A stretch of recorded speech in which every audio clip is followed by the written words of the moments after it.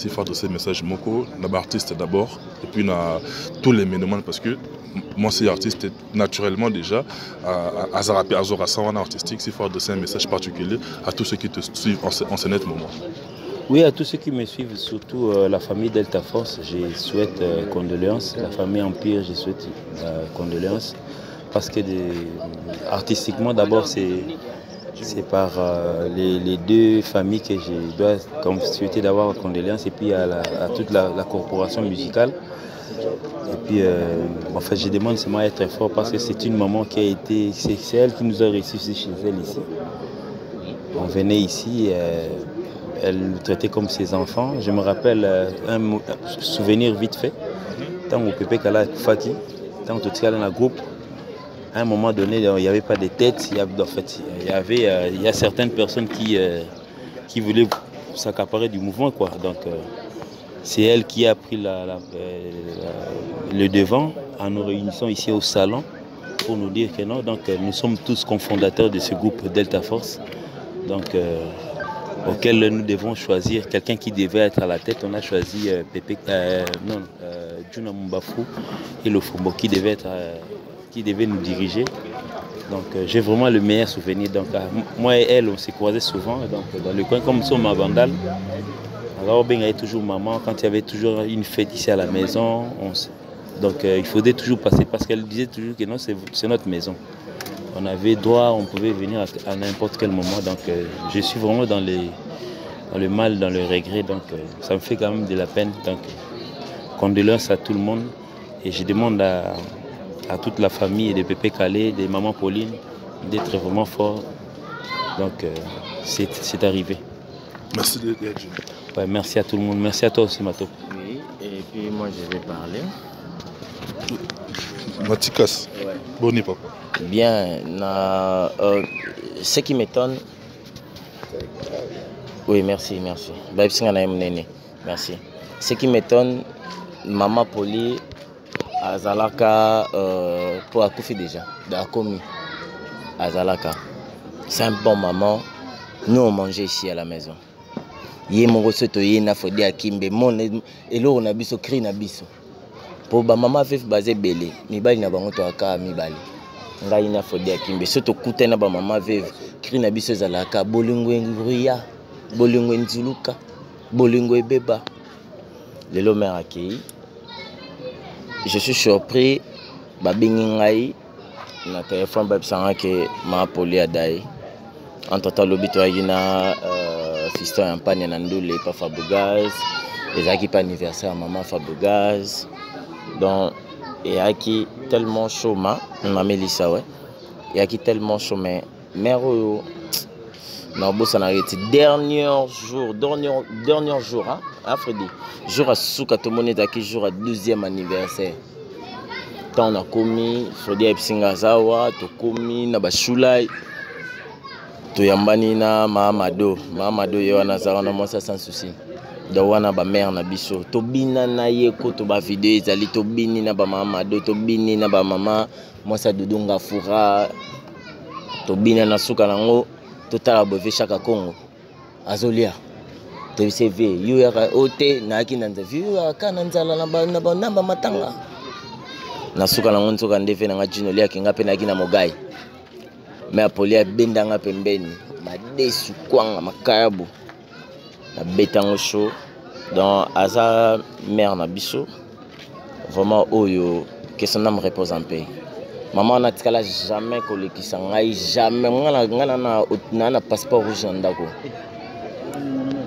donc na leki ata bato ya Delta Force wana boto yamba bango bata Delta Force bato yamba na leki na bango na ndako azaka musicien Delta Force mais maman Poli alambela mingi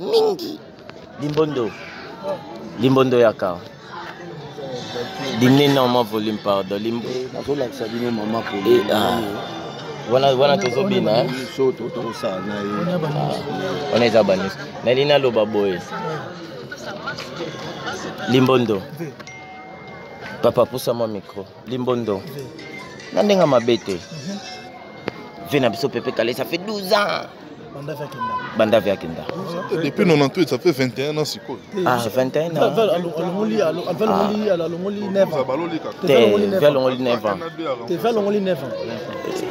Vers 12 ans, on a vu d'ailleurs. Et bien qu'il y a 20 ans, comment il y a Barando. Et bien qu'il vit pas. Via comment d'ailleurs. Via comment qu'on a beau. Gino Liaki. Via d'ailleurs comment beau. Qu'on a beau. Limbondo. Il y a ça bango qui est Zaïkona. Maman na guerre. Va kuta mon nom Kala. Mère Pongolov. Naïf Sao. Va kuta Pongolov. Pourquoi va ça méchant? Il y a Betty Masikine. Betty Masikine. Kalate. Marie Missama Landizi. Désordre, Marie Missama, pas boy, à comment la vie.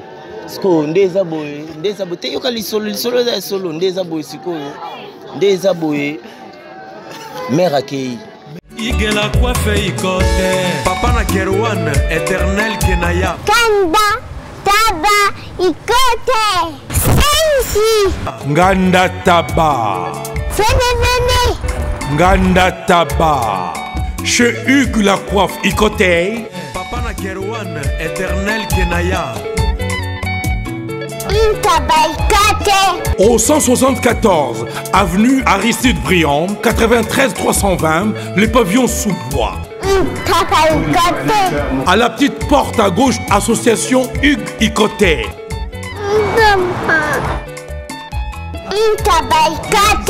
01 41 55 0000. Ntaba Icotey. Descartes Construction et yeah!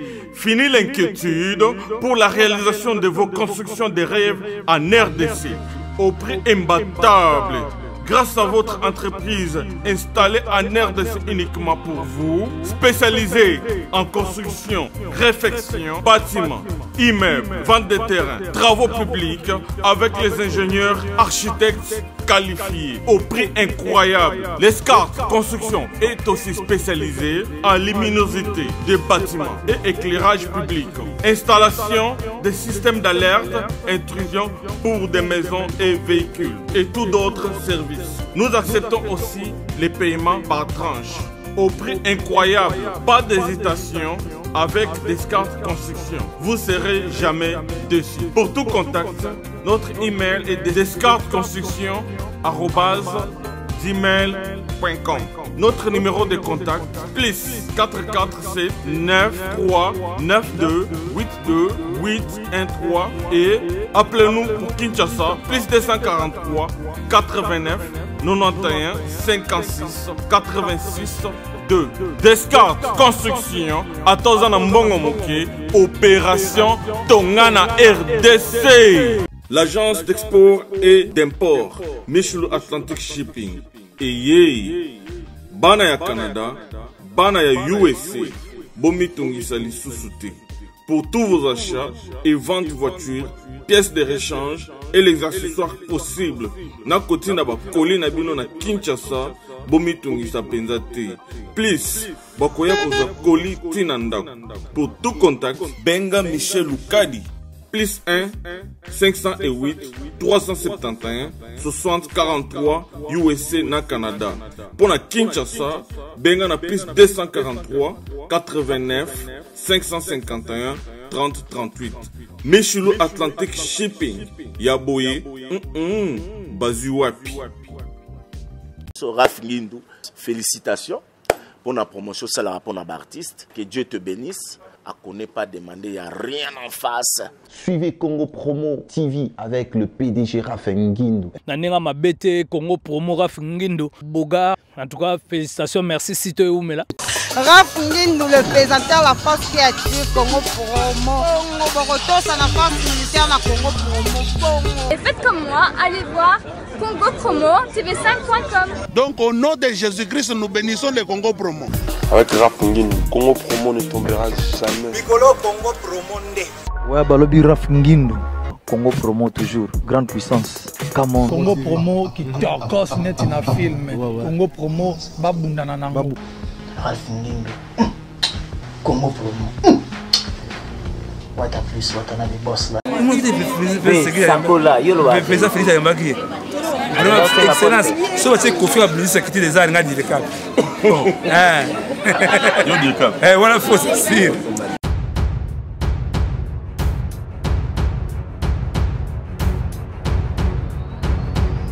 Mesdames, Messieurs, vous qui nous suivez à travers le monde, le Lotolamuki Nasango Yamawa, ça faisait déjà pratiquement 21 ans depuis que l'éléphant, non seulement du Zaïre, mais d'Afrique, à Tigarabiso, les feux, depuis Calais en Pagna, mais les lots, Madame Naye, Molongani Naye, Maman Ebana Naye, Maman Pauline, Maman Yabana Ebele, à Tikibiso les lots, dans les circonstances, Oyo, Toye Poto, qu'est-ce qui se passe exactement dans le souci de servir Bino Bolandrabiso à travers le monde, dans la chaîne Nabiso, Congo Promo, dirigé par celui qu'on appelle Monsieur l'ingénieur Raf Ngindou.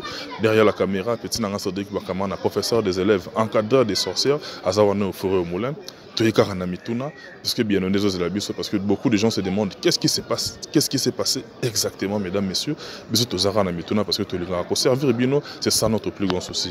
Bah, oh, tout Batuna qui va poser une question. Qu'est-ce qui se passe? En tout cas, loin de moi était l'intention de zapper quoi que ce soit, mais il fallait à la base, à la source, parce que l'information elle est meilleure lorsqu'elle est puisée à la source. Source les dans la commune de Bandalunga. Derrière moi, mon attitude de Yamawezali, Tozabongo. Toujours bon la résidence officielle. Il y a Papa Nabiso Atika Kibiso, le feu, depuis qu'elle est en Pagna, pour te recueillir témoignages. Il y a corporation, il y a maman veuve, il y a Bananaye, il y a Banekounia, il y a quartier, tout ça, la micro-trottoir, Nengue et Salamaka. Merci beaucoup à nos partenaires dans tout à travers le monde. Nous avons toujours gagné dans Messana, dans le trio magique dans le niveau de Grande-Bretagne, Joss Chingoma de Liverpool, Pamphile Pembele de Liverpool, Blaise Samba de Manchester. Merci beaucoup, Nabino, on a base solide dans Gaï. Merci également, na couple Anto, mon candidat Dorian Feza, mes parents Brian en Italie, je vous aime beaucoup en tout cas. Et puis, na Master Nangaï, mes amis d'enfance en tout cas, mourir sans amis, c'est mourir sans témoin. Mastanangai, Patrick Yoka, Pat Listen, depuis quelque part place aux Awana, la PCO. Merci beaucoup les grands réalisateurs, il y a Mo Cannabis au Congo. En tout cas, la diaspora congolaise a ce qu'on appelle le génie, quoi. Le génie, je le vois en toi. Patrick Yoka, Pat Listen, Mastanangai, Matongi, Naboleko. Son amour, on a Otis, Ochinga, Otis, Otas, mes amis, en tout cas, on a retrouvé Bino, et ça, c'est un grand plaisir de continuer. Naba élément, Nabiso, Mituno, Ngambonga, bien les autres. Portez-vous bien, en tout cas, Junior, Kocha, Kabananga, frère et partenaire en même temps. Merci beaucoup, Naniel Sosala pour Nabiso. Et puis les conseillers, Daniel Boumba, les bulldozers d'Afrique, je vous aime beaucoup. Même Sabino Kaka, à tout de suite.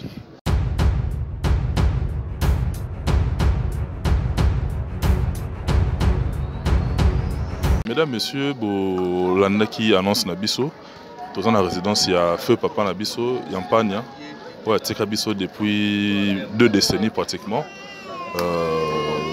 Qui sont déjà moi qui l'ont bien, maman Tikibiso.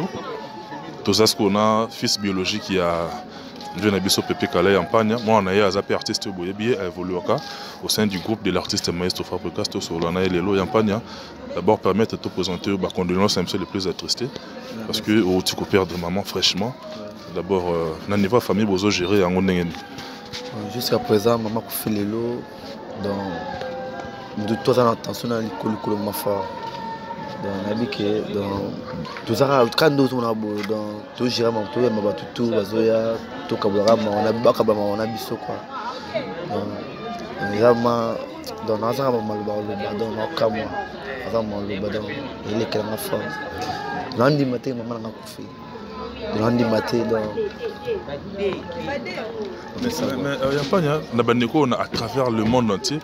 On s'est posé la question, on s'est demandé, plutôt comme au niveau de maman Tiki Biso Lelo, et Wanda qui boni, maman Belaki, maman Soufaki, cause plutôt et maman la lewa, ils d'abord né. Bon, maman Beli, maman Beli, quand nous t'as Beli, la Beli, mon motema, et bon, mon maman Kolo.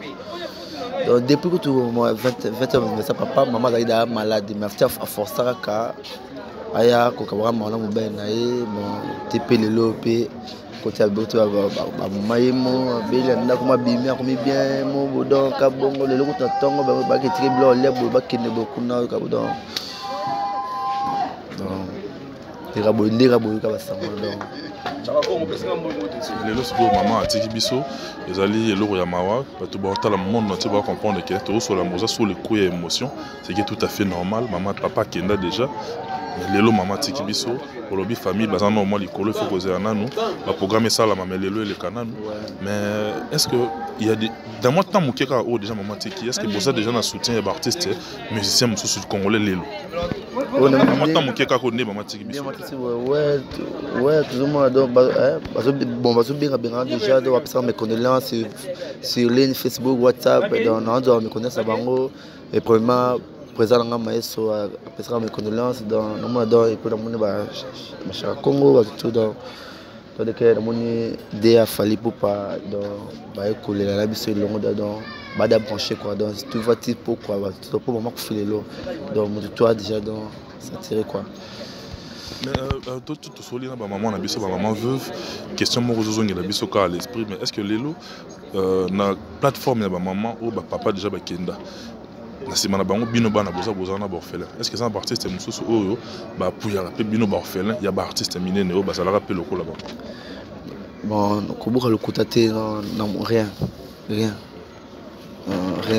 à part quand nga zabete pas maestro azaka na ngai donc à part dans moto dans le monde quand tu as ba mystère pire ya parce o bazaka na yeka kande bazaka na so de près auto tikala dans na monter non rien n'est pas qui plateforme moi bané ko exister au président na ngoza ki bongo Alain Madilou o ezan ko regrouper ba orphelin yo zaki ozaki membre na ngote oui naza mama racine naza ngo na ko lakisa naza na dans tous ensemble na ba orphelin tout ba tout dans ba bande ko na to ala bango tout et longo président Alain Madilou va vérifier pour dans bango tout ça ba ensemble.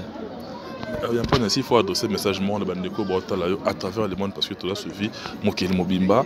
S'il faut adresser le message particulier na bandeko tout la biso parce que maman tiki biso kakalelo tout au fil du temps par rapport à l'évolution de Mambo Kende. Mais s'il faut adresser le message à chaud na bandeko nyonso congolais tout partout azali et puis précisément na ba artiste parce que papa azala qui artiste, yo mogoza artiste, maman tiki biso azala qui moi aussi artiste. On s'adresse d'abord na peuple congolais tout place à ça et puis on s'adresse na ba artiste et musicien. Ouais, et là dans le baraka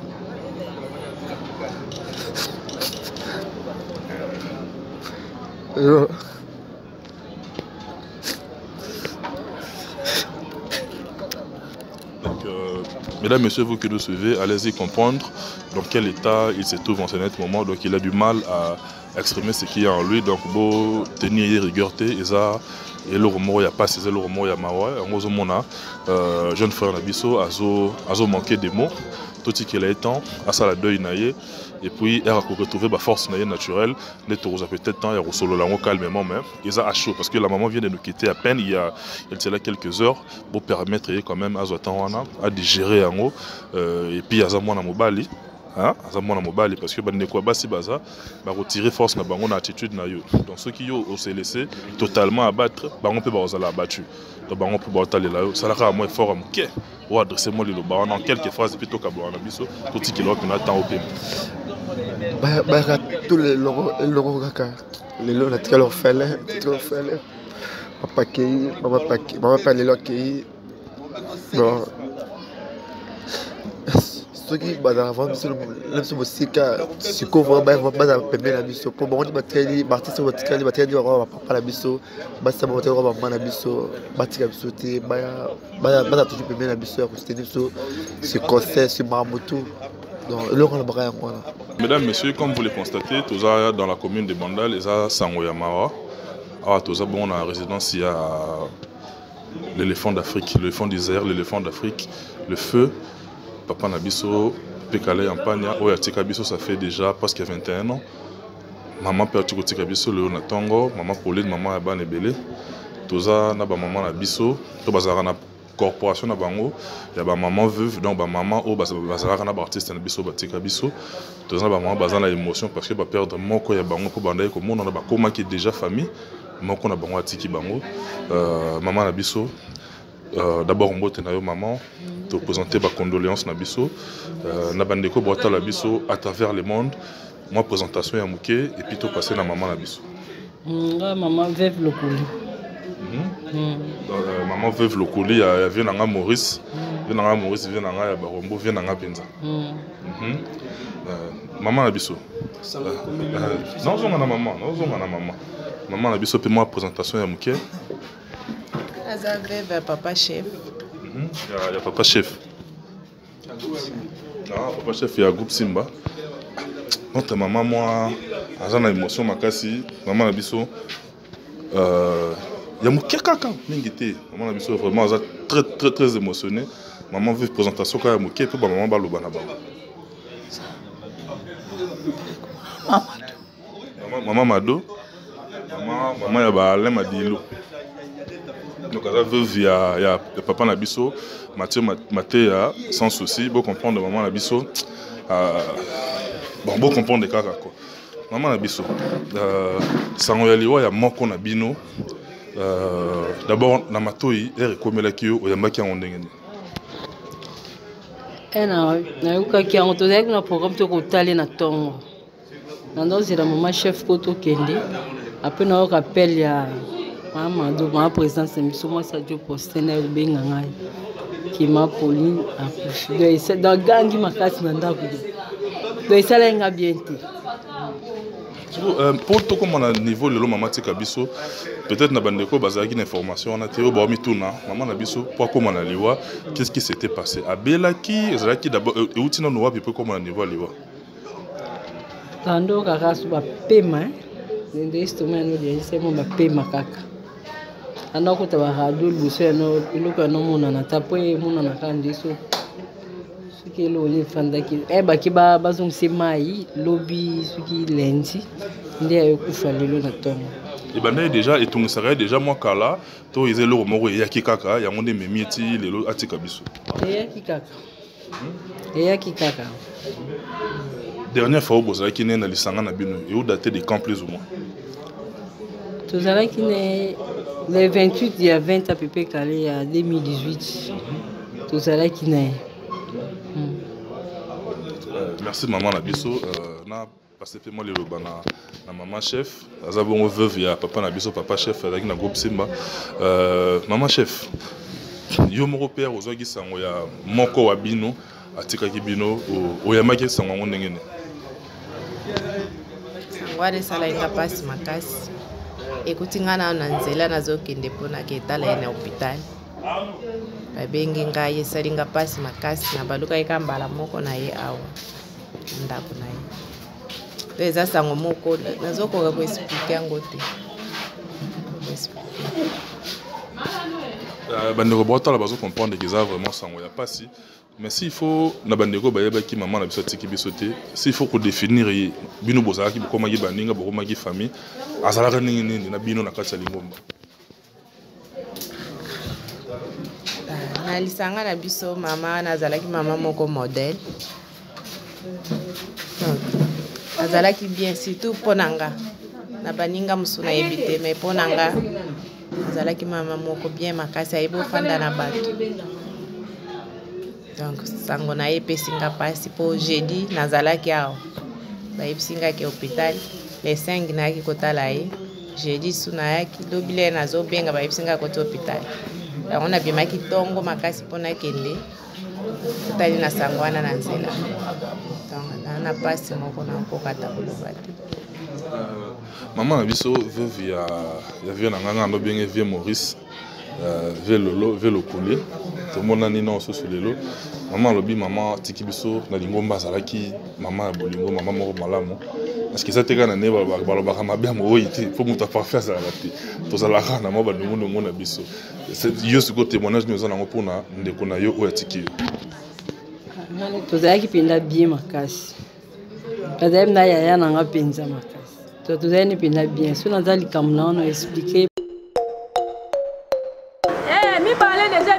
libanda na misu na ngai nazomona yango troisième mpe koli ka ndenge alobaki troisième koli déjà ngai nde libanga te mpona yawa te nayesi zibe service nazwaka ata 37 koli awa na zibe service na mbala moko 37 ngaku nabangaki nayebisi mwana tiaka 3 abo yiba yango na kiserie na bango ya mosala baza mpe na Brazzaville mwana lobaki nanga mpe na Angola bazali na Angola bazali na Brazzaville seke tobenga bango monde entier ukokanisa lokola mundele na moni yango aza mundele te azalaki yo mutu uza na France précisément ezala na Paris ezala na Rennes ezala na Lyon eza lesika nini soko uza na poli na yo kunyokoma na yo te banimero na biso yango wana benga na yo zibe service akulivre yo carton mpe koretire ye moko akuya kozwa yango mpe ekuyawe na Kinshasa kaka Kinshasa te ya Maniata Makalu na Point Noir na Brazzaville na Angola na Kinshasa place ya Robunga eza te Hugues la coiffe Ikote. Et enfin, je suis arrivé. Salon Hugues la coiffe Ikote. Non seulement c'est un salon de coiffure, mais aussi une machine de transformation des hommes et femmes. Regardez-moi comment je suis. Vilain. Mais attendez, 2 minutes. Bogart. Vous allez voir.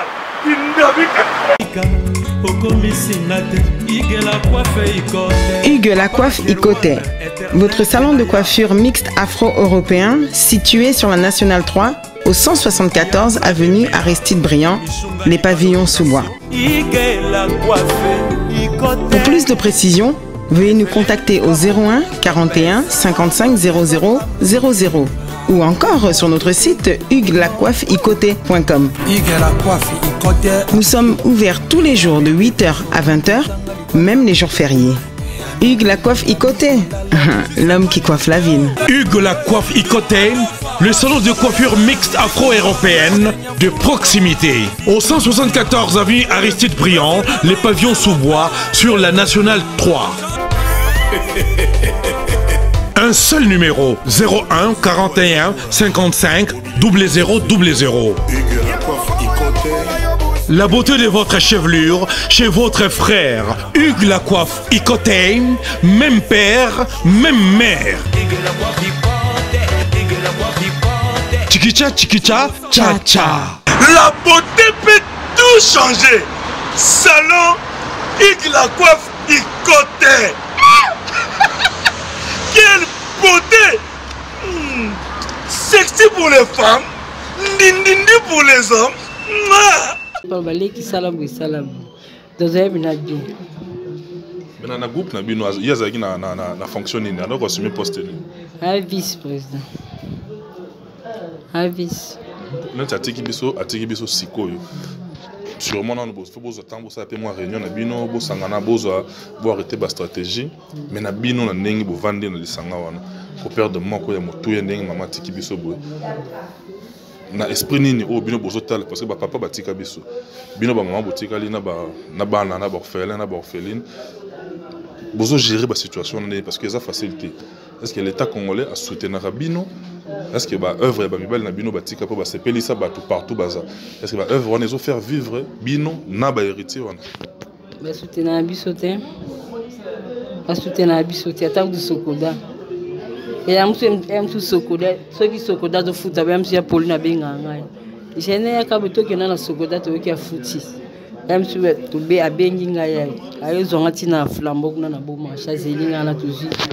Ok naï. Même ceux qui ne bougent, même si comme on est bimi, on est bimi.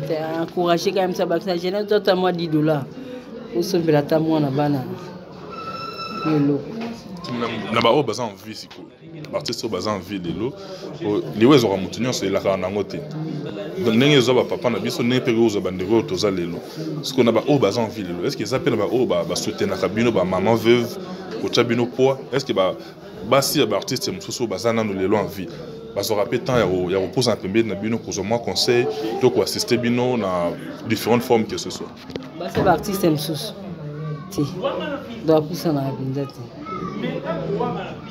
Les bons artistes, est-ce que au bazar les lois en vie? Est-ce que baba tchaka pe bino pour soutenir bino? Et moi m'ke sai. Moi m'ke sai pas na ngai pa ngalfa ai na ngai. Ko bazaki bona pa lo moi ba pire. Il y a un problème. Merci beaucoup, maman Labiso. Tout le monde est émotion à Makasi. Tout le monde est besoin de temps pour paiement. Tout le monde est tondi bino botondi et puis nous avons fortifié bino. Pour maloba, oh ya biso batou et au compléter.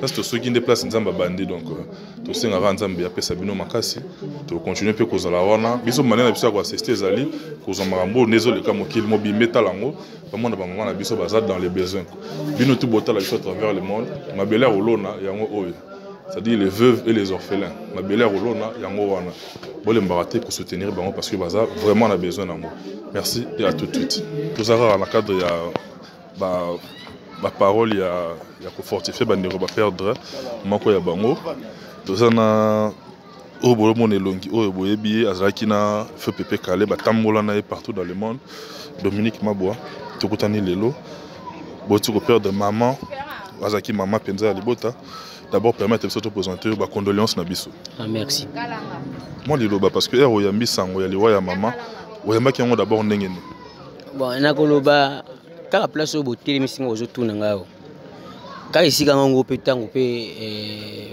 mobile na kufaki pe kale akufaki tango na yaki bazwanga pe ka awa kaka na libanda place kaka banteuzeka ka pe ka awa ilo no mingi na obeza ka mukana nzambe parce que so na kokoloba bien que bandaka to saki 20 ans ya 20 ans ya pe kale banda novembre maman santé za yaki bien te les gens maman ya ko azo banga Dominique azo ka passe awa na se awa Congo gastrique et puis azaro passe awa na se Congo banga gastrique et puis sum comme ça ya binini o basalinga bin côté radio na côté radio balima colonne salima nini mukenze muke faut ba sentir batine ku do sentir yango abina oya na tindela ngo na téléphone batine ngo na téléphone oya na tindela ngo na téléphone ayo lukom tutambla nga bitindela ngo bolela okay na wileki na stable handicapé na laksa lem suba senti woni ko za wana na ndebe spectacle 20 ans maman ndizo zaika malamu time lem so lem ko sa musaka na makasi Dominique Mabo, est-ce que vous en avez un témoignage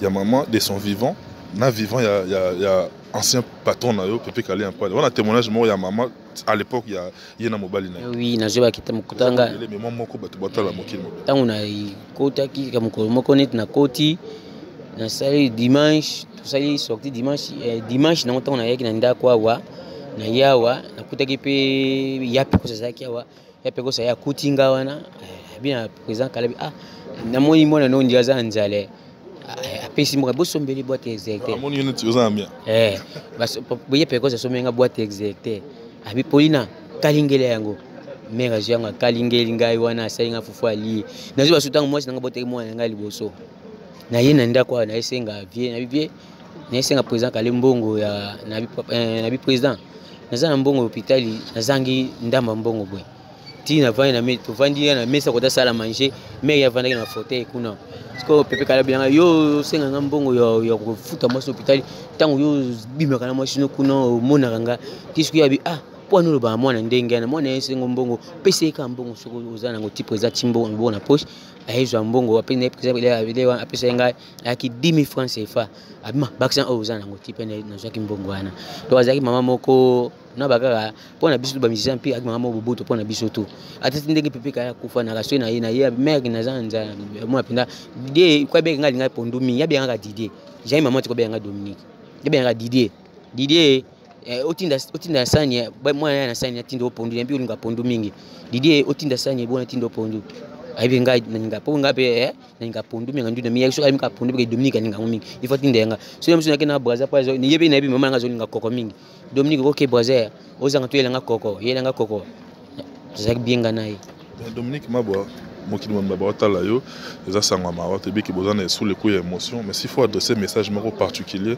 na monde entier de batalo lelo a chaud lelo ba moko kaputu kabona totika yo pose temps au paiement na baka ke Pepe Kale zaki mutu abato boyeba Pepe Kale zaki wa kufi pe azamo sinaye bazutu ba koyamba message yo matang toza apane na kivunda 26 awa boya to le maman na pesi programme na salamité na biki bana kuna na porte parce que ngali nazoki message mbamo na benga ki joli bébé na très joli bébé un message na téléphone je vais tanga un message na ngai a bengi Dokolos na si informer na yo que Dokolos psika damo bonga pe tangu na je ba bengi ngai abi ma botanga un message na yo na psika Dokolos psika damo ngapi ndene za na ko benga batu so abiso awa na benga ki lo fombo na utiti ko yebisa veger me kuna na epane na ndako kuna mwa ba mambo nsusu ana epse bon pe msuda si bayaki yaki déjà awa na sigi na bao baza poto bana na ba pour présenter texte bino to sona présenter texte présenter confirmer que aroya to sona présenter texte bino aroya donc azaki maman biso tout ndé de l'homme bana ndé plutôt les lai message na za mango. Merci beaucoup Dominique. Ça va merci. Là monsieur on continue hein. Tout le monde est présent il y a des Ginoliaki. Ça bon il y a un victime groupe cher à celui qu'on appelle El Mara. D'abord, yo personnellement, ouais, c'était très tôt le matin, donc j'ai été appelé par un ami, donc Jimmy Mutombo Mtabenga pour m'informer que maman a soit Koufi. Donc c'est douloureux vraiment, donc c'est vraiment malheureux. 20 ans après, donc tout célébré pour l'anniversaire à mort à Yaper. C'est comme mère n'a quitté biso. Yo moko personnellement ce que ya bisango wana ya maman tiki biso les anzela na biso parce que qu'on le veuille ou pas eza egoya kaka biso tout au passé par wana mobali na tika biso liboso ya za ki grand artiste auto et biso nyonso yo pe les artistes d'abord na tout na elo mot particulier on se prépare na ngoneni parce que quoi arriver un jour on se prépare na ngoneni en tant qu'artiste d'abord. En fait, je sais pas, donc en tant que parent peut-être, parce que les œuvres déjà parlent à ma place. Donc en tant qu'artiste, c'est aussi la œuvre, donc en tant que parent peut-être, pas la loi, pas non Mickey, il faudrait peut-être se préparer en conséquence pour la survie n'avant quoi. Donc c'est ça. Mais bon, c'est un truc à ne pas craindre parce que au craindre on n'est pas que tout le temps bolanaï. Donc ça arrive, c'est inévitable. C'est un phénomène où on ne peut pas épargner, donc on ne peut pas éviter, on ne peut pas esquiver. Et ça vient comme ça, il a karaté et puis ça apparaît. Je ne sais pas comment ça apparaît, mais bon, en fait, comme nous sommes vivants, ici, il faudrait peut-être parler aux morts pour savoir au moins comment ça arrive. Je vois que toi vivant, on a croisé dans l'Iwate. Mais bon. Un message particulier très rapidement. La maman vient de nous quitter il y a à peine quelques heures, mais un message à chaud, parce que nous sommes suivis à travers le monde. C'est faire de ces messages Moko, l'artiste d'abord, et puis tous les ménomanes, parce que moi c'est artiste naturellement déjà, à Zarapi, à Zora Sawana artistique, c'est faire de ces messages particuliers à tous ceux qui te suivent en ce net moment. Oui, à tous ceux qui me suivent, surtout la famille Delta Force, je souhaite condoléances. La famille Empire, je souhaite condoléances. Parce que artistiquement, d'abord, c'est par les deux familles que je dois souhaiter d'avoir condoléances. Et puis à toute la corporation musicale. Et puis, en fait, je demande seulement à être très fort parce que c'est une maman qui a été... C'est elle qui nous a reçus chez elle ici. On venait ici... Elle nous traitait comme ses enfants. Je me rappelle un souvenir vite fait. Tant au Pépé Kala Fati, tant au Tchal dans la groupe, à un moment donné, il n'y avait pas de tête. Il y a certaines personnes qui voulaient s'accaparer du mouvement, quoi. Donc, c'est elle qui a pris le devant en nous réunissant ici au salon pour nous dire que non. Donc, nous sommes tous cofondateurs de ce groupe Delta Force. Donc, auquel nous devons choisir quelqu'un qui devait être à la tête. On a choisi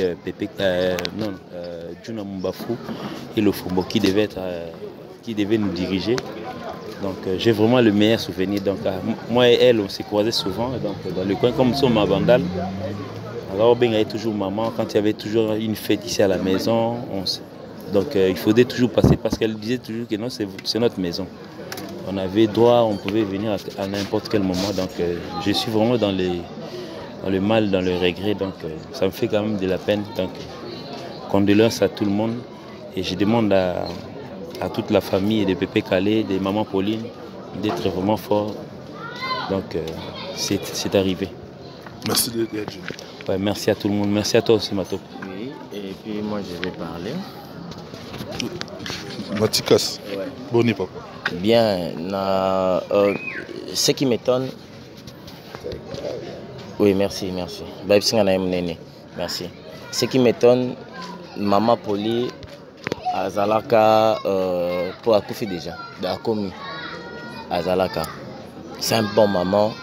Nous, on mangeait ici à la maison. ye moko soto ye na Fodé Akimbe mon eloko na biso cri na biso po ba mama vef basé belé mibali na bango to aka mibali ngai na Fodé Akimbe soto kuta na ba mama vef cri na biso zalaka bolingo nguria bolingo nzuluka bolingo ebeba lelo mère akei je suis surpris babingi ngai na téléphone babisanga ke ma poli adai entre temps lobito ayina fiston en panne na ndule pa Fabugaz les aki pas anniversaire maman Fabugaz donc et aki tellement chaud ma Mélissa ouais et aki tellement chaud mais mère na bossa na reti dernier jour hein Afredi jour à souka to moneta ki jour à 12e anniversaire quand on a commis Fodé Epsinga zawa to commis na bashulai to yambani na Mahamado ye wana zawa na mosa sans souci do wana ba mère na biso to bina na ye ko to ba video ezali to bini na ba Mahamado to bini na ba mama mosa dudunga fura to bina na suka nango to tala bove chaka Congo azolia to CV yu ya ote na akina nzavi yu kana nzala na ba matanga na suka na ngonzo ka ndeve na ngajino lia kinga pe na kina mogai me apolia benda nga pembeni madesu kwanga makayabu na betango show dans aza mère na biso vraiment oyo que son âme repose en paix maman na tikala jamais kolekisa ngai jamais ngana na passeport rouge ndako dans na leki ata bato ya Data Force wana boto yamba bango bata Data Force bato yamba na leki na bango na ndako azaka musicien Data Force mais maman poli alambela mingi limbondo yaka dimne normalement volume pardon limbo akola ksabino maman poli wana tozobina on est abanis nalina loba boy limbondo papa poussa moi micro limbondo nandenga mabete vena biso pepe kale ça fait 12 ans banda vya kinda depuis 98 ça fait 21 ans siko 21 ans alongoli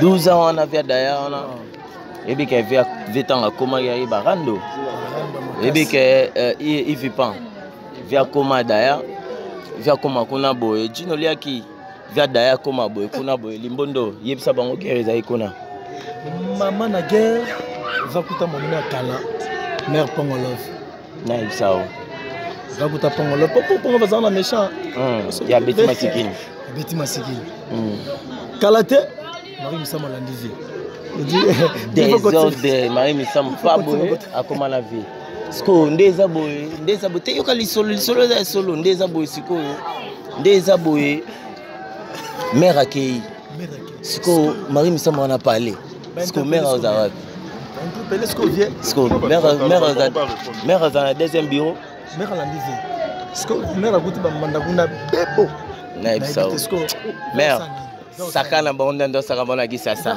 ele akimbera na Akim cher ami, oui, c'est un petit mot par rapport à sa moment tragique par rapport à la maman.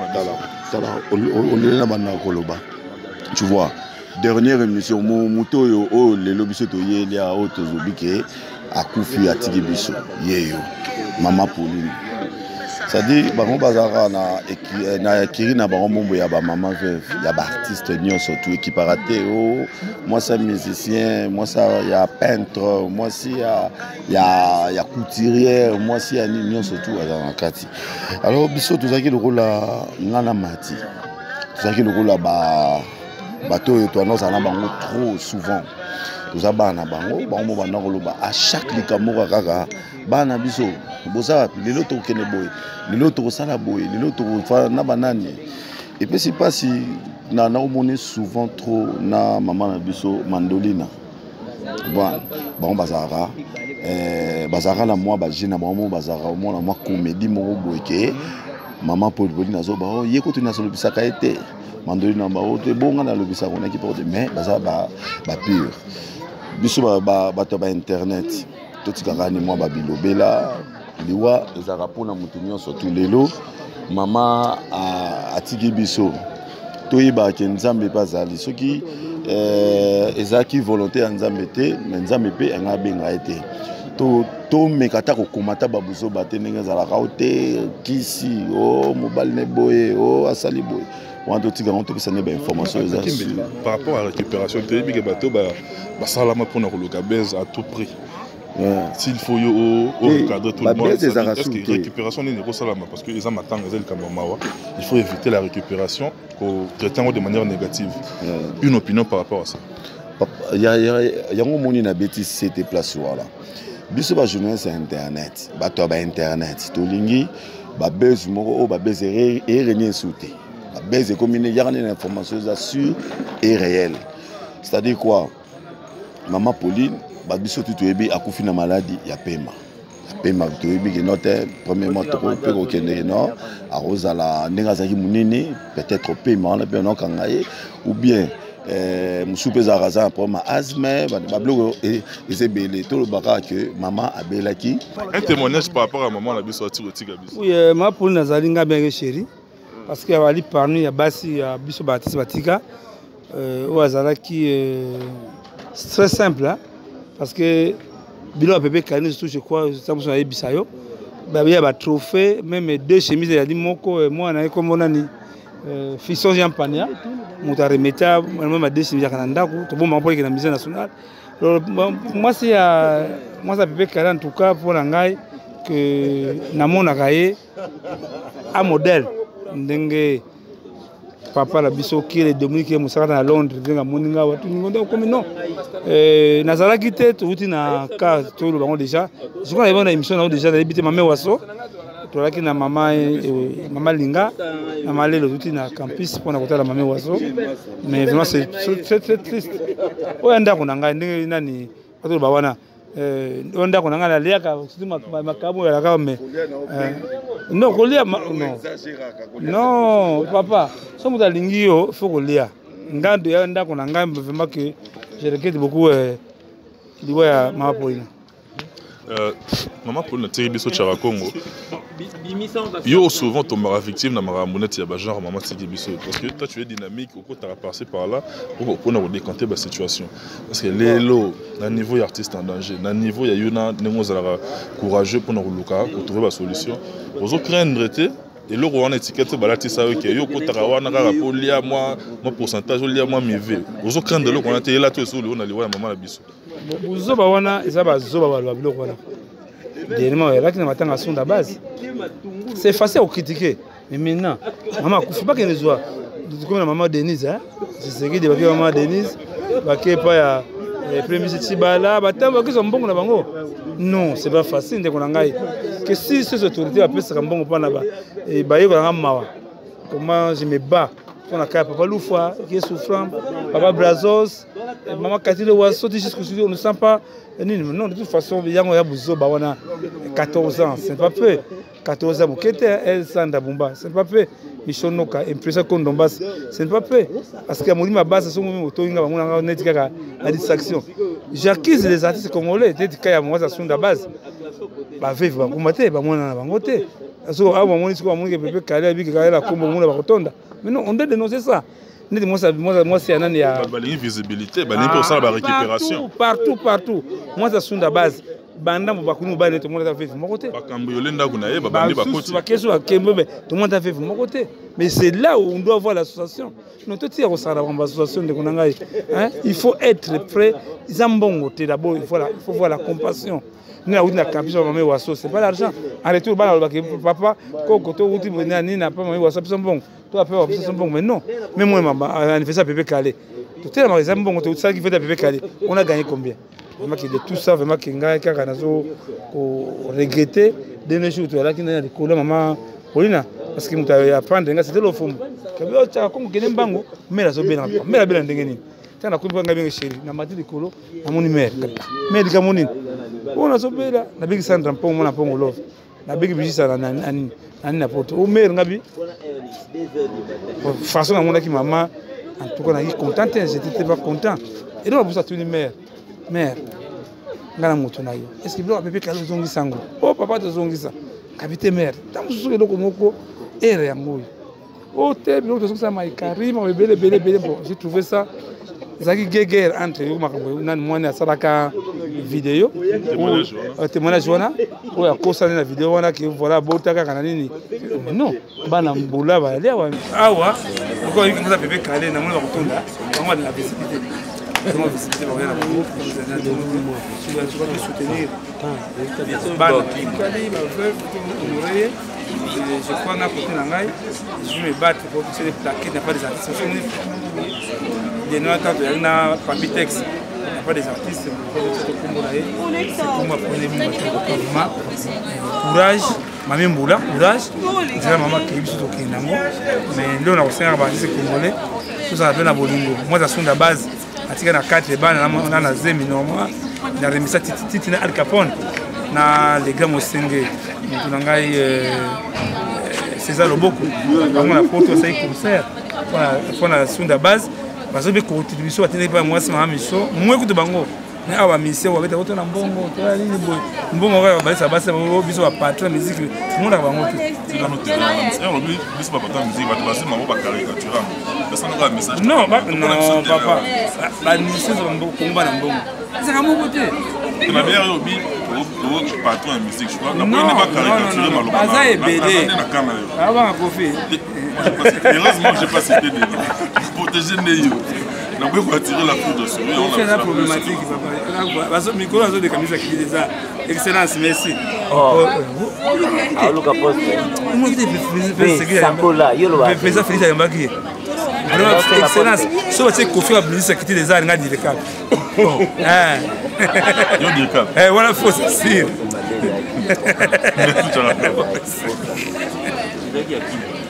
je crois que là, monsieur, on est pratiquement arrivé à la fête, au Tigali en temps réel par rapport à l'évolution, parce que tout le Zalawana au quotidien, oui, bah, commenter sur le programme et un grand merci à vous tous que vous avez suivi avec une attention particulière pour le compte de Promo. Et moi, je pense que c'est lui qu'on appelle monsieur le général Raffiné.